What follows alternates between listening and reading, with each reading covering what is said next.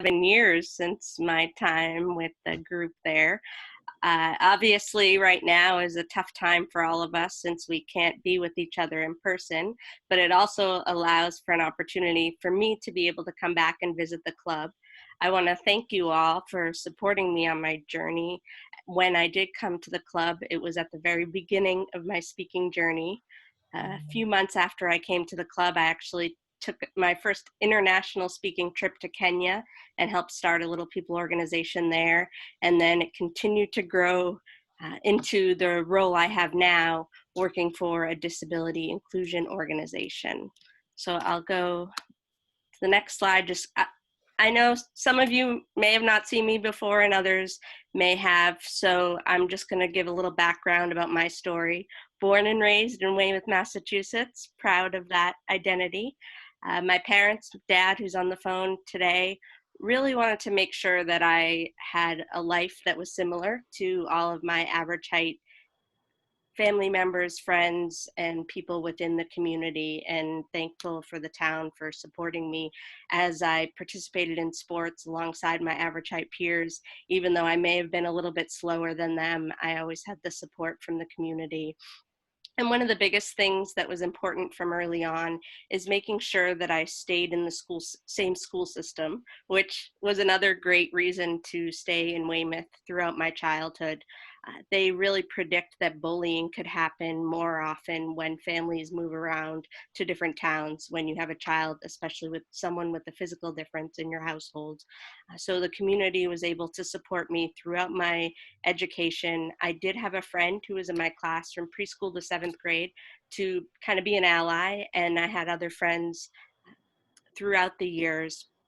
And once I decided to choose a college to go to, I chose Providence College because while I was on tour, there was another little person in the cafeteria.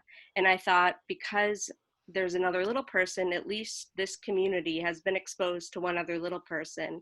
And the reason why that's a big deal is that there are only 30,000 little people in the United States. I tell people that if you were to go to University of Massachusetts Amherst and put all the little people from the country there, which is not the case, but then you would not see another little person around the country. And I strive to try to change those perceptions, especially for new parents like my parents who were in the delivery room at Newton Wellesley Hospital, finding out that I was going to be a little person right after I was born and not really sure of what that meant. So I've really chosen this route through speaking and advocating for people like myself, because I want there to be more resources for new parents to then be able to be supportive and help their child get the education they need, and then hopefully the career opportunities they need. I finished Providence College in 4 years, and I had several internship opportunities in marketing specifically, and I wanted to find a job after college. And one of the reasons I wanted to specifically focus on the entertainment industry behind the scenes, I had no desire to ever be an actor, but I wanted to figure out how we can market what is seen on TV and movies more in order to have more authentic portrayals, so people like me are treated fairly based on portrayals which may be the only thing that people see of us before meeting someone like me in person. So I chose, actually, after college, after having several internships specific to entertainment, a Providence news station.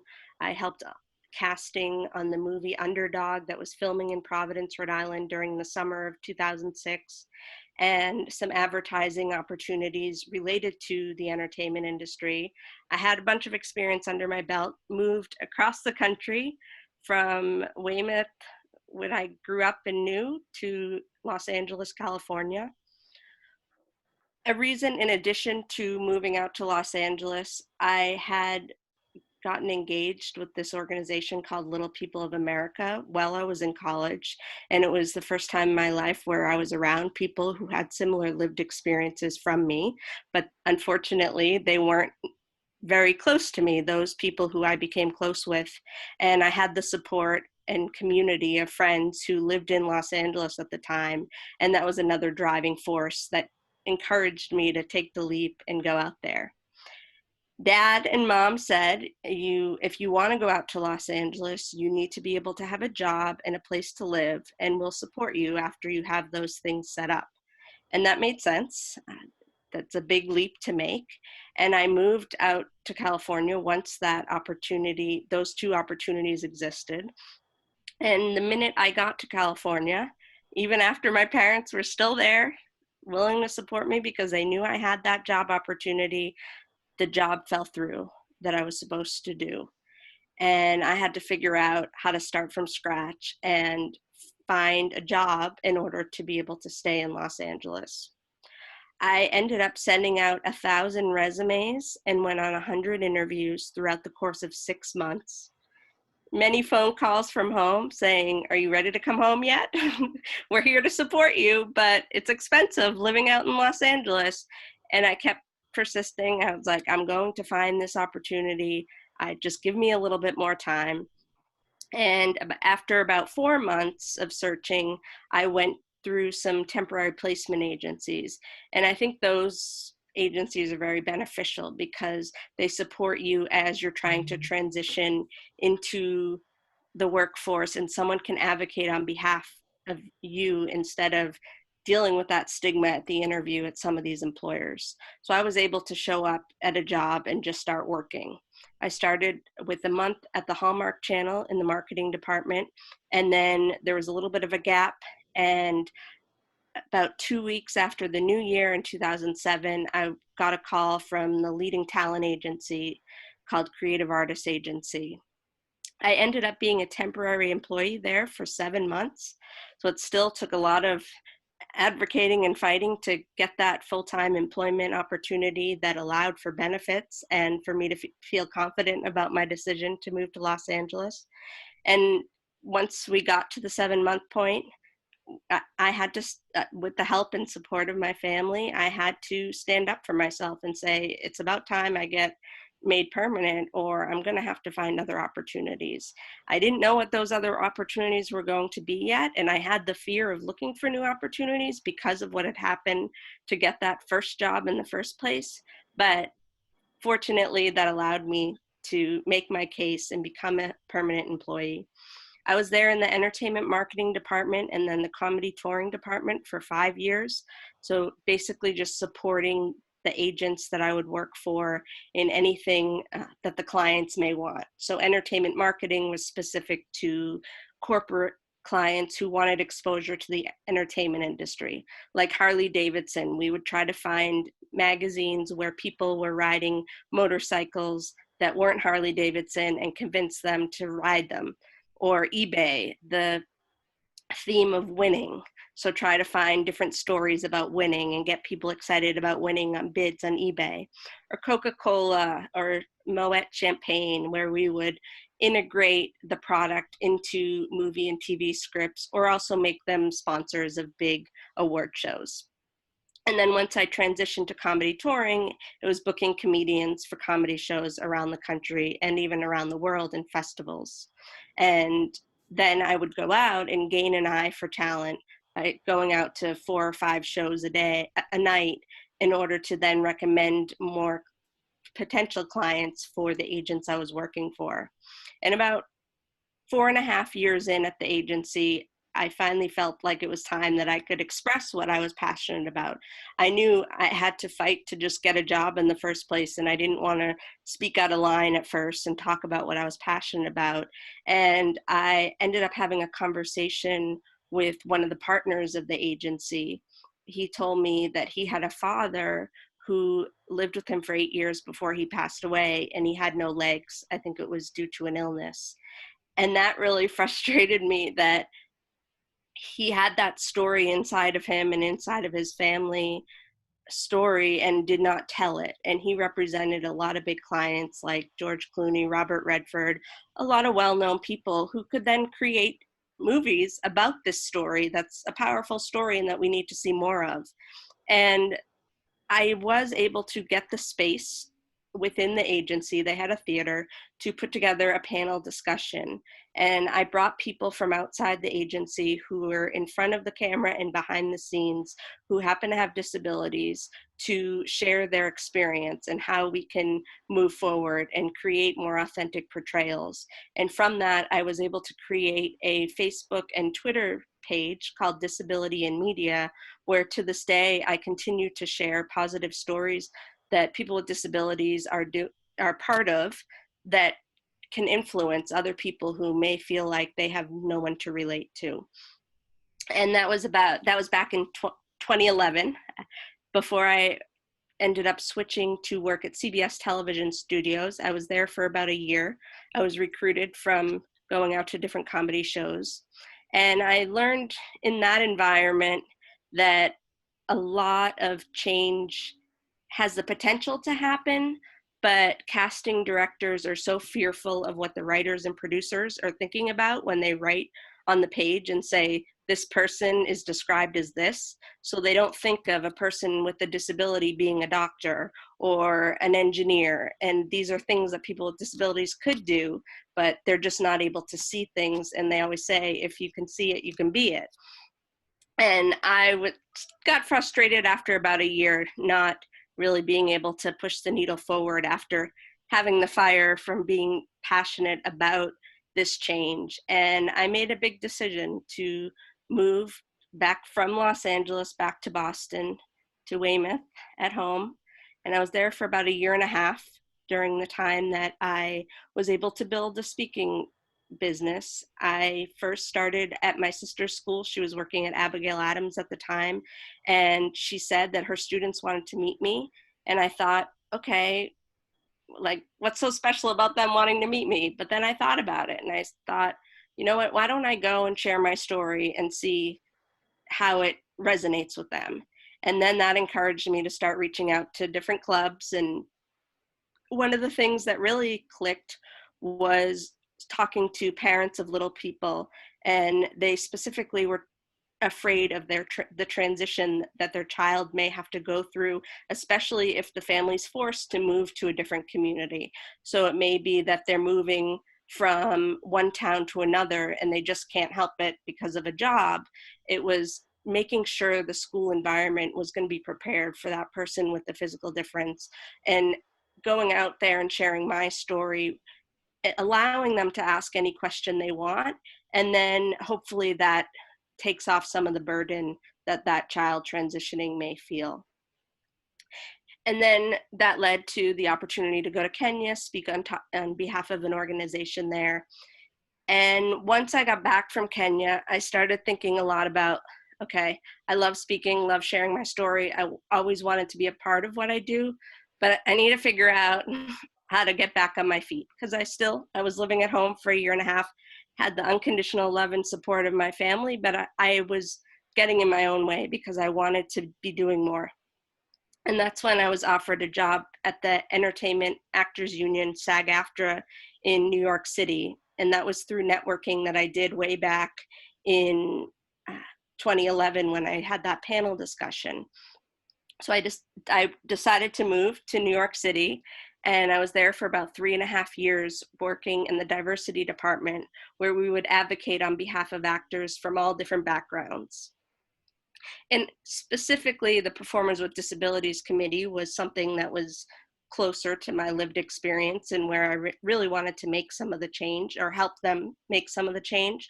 One of the challenges was that a lot of the actors that have the time to be on these union committees were not out in the field and didn't quite know kind of the transitioning of the industry, and as technology was changing, how to keep up and figure out what would resonate with those people who can influence change.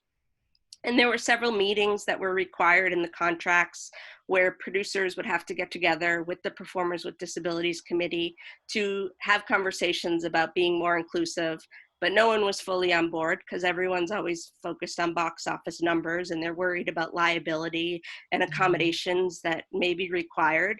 But at the end of the day, if you are showing a wheelchair user in a film and it's someone who is not a real wheelchair user in real life, it's deceiving because that's not really an authentic portrayal. And they do show scenes where someone may get out of their wheelchair and it seems like it's a miracle scene, but that's not the lived experience. And also, a lot of people don't want people to feel bad for them. So as I was working at the union, I was trying to figure out how can I even make more of an impact. And I was given the opportunity to go to actually an event in Boston at MIT. It's through this organization, Work Without Limits. I'm not sure if others have heard about it, but it's the organization under the affiliate based in Massachusetts, which is what the organization I currently work for is the umbrella over.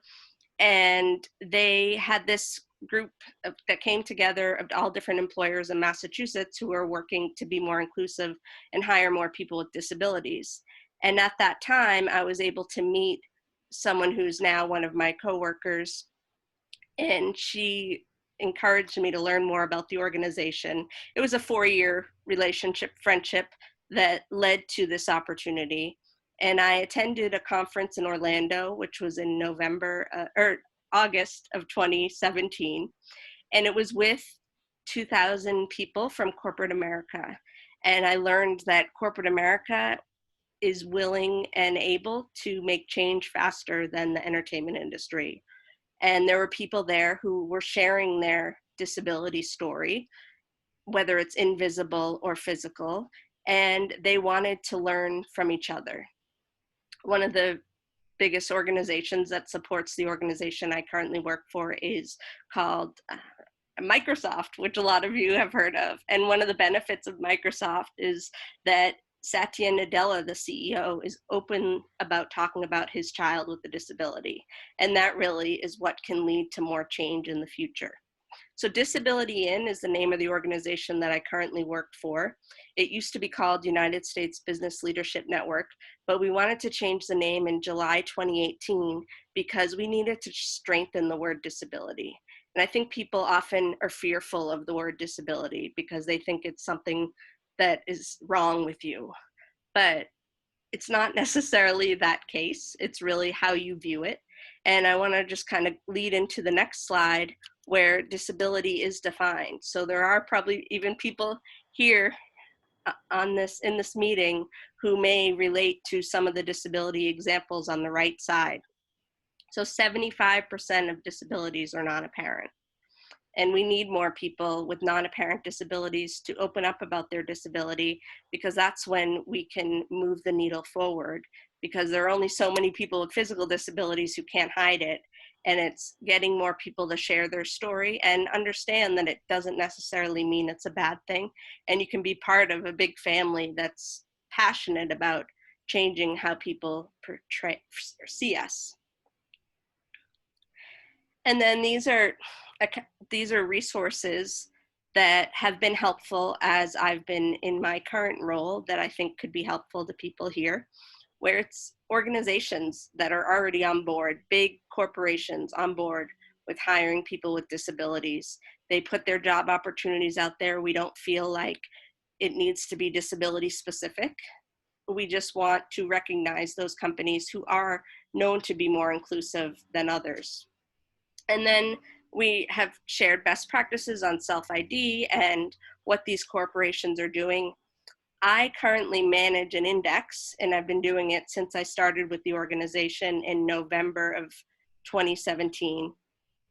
It is called the Disability Equality Index, and it's a self-assessment that companies can take, and anyone can take a look at the website, disabilityequalityindex.org, and companies take it to measure how they're doing when it comes to disability inclusion. It starts with culture, making sure that disability is part of your diversity statement in culture, making sure you have a goal for hiring people with disabilities. A goal is a goal, so you could set a goal and then figure out how to work towards it after the fact.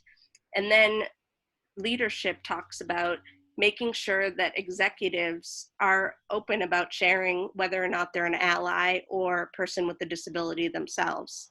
Having employee resource groups who can help move the needle forward within the organization. And then there's other things like making sure your website's accessible. And then the supplier diversity is a big piece that maybe some people here can relate to as well. Being a smaller businesses, if you're 51% owned or operated by someone with a disability, you're able to get certified through our organization and then become vendors of choice for big corporations. So I can definitely share information about that as well. And then these are just some things that I learned along the way as I was looking for jobs. As I had mentioned early on, I really want to change the landscape. I don't want someone to have to go on 100 interviews like I did. I want people to have the chance to interview and get that job and have potential to move up. Oftentimes people are celebrating the amount of people with disabilities who get employed in entry-level jobs, but we also need to support them as it comes to moving up within an organization. And then I did share the Rotary photo that Lois had shared. I thought it was cool just looking back in my records of where I started. And this was the newsletter that you guys produce. I just screenshot that. And I can definitely, Lois, you can definitely share this PowerPoint if you'd like after the fact. I will be. And this was a speech, this photo of that I did at the Disability Inc. conference last summer in front of about 2,000 people, just honing in on the fact that I want people to be given a chance. There should be fewer barriers to employment. And especially now that we're realizing that more people can work remote than we thought, and people can be productive working remote. So if there are those transportation barriers that prevent people from getting to work, now's the time to tap into the community of people who is used to working 100 times harder than the person next to them, and they just want to be given a chance. So thank you for having me, and I'm open to questions if there's time, but just really glad to be back to the group. I'm glad you could. If anybody has any questions, I think we'll switch it now to gallery view here. Becky, if you can, anything there. Well, I think what we should do is, anybody's any questions? Unmute yourself. We have a few minutes here for Becky. I'm really excited to have her come, and very, very excited about your passion, Becky. It's always a pleasure to hear you, and very excited what progress you're making and what you're doing. It's great to catch up, and we need to make sure you come more often. I'm so glad you reached out that you could come. So are there any questions? I have a question. Go right ahead. Hey, Becky, Yes. what's your feeling about the television industry and how they have certain shows now, specifically on, Little People, Big World, and the whole Little People, how do you feel it's portrayed? Is it a positive for you? Is it a negative? Are there some that are positive, some that are negative? I'd just like to know your opinion on that whole genre. Yes, definitely.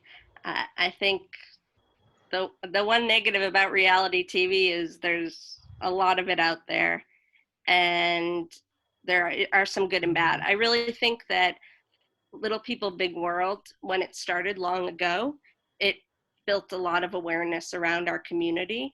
I remember actually being on Boylston Street, and I was in a Starbucks, and a family from Toronto came up to me, and they were very respectful of me and said, we've learned a lot. We didn't know anything about Little People, and we've learned a lot from that show. And that felt like a positive effect that show had. And I feel like it may have gone on a little too long. And then as it goes on longer, they find more ways to add drama, which isn't always the best. The Lifetime shows, I'm not a fan of. I get stopped on the street often being told that I'm that mean person on that show. And it goes against everything that I advocate on behalf of. But Little Couple, I think there's a lot of value in that show because it shows their adoption journey and that the mother can be a doctor. It shows them in really powerful career paths. I think what's tricky is every time there's something good, if you follow it with something bad, people are going to remember the most recent thing.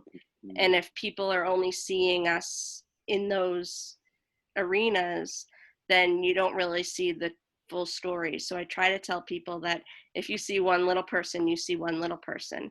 And same with, I try to advocate on behalf of everyone, but I can't relate to everyone's lived experience. So there may be people that were just looking for money that made them take those opportunities, and they're not necessarily thinking about how it could impact the community.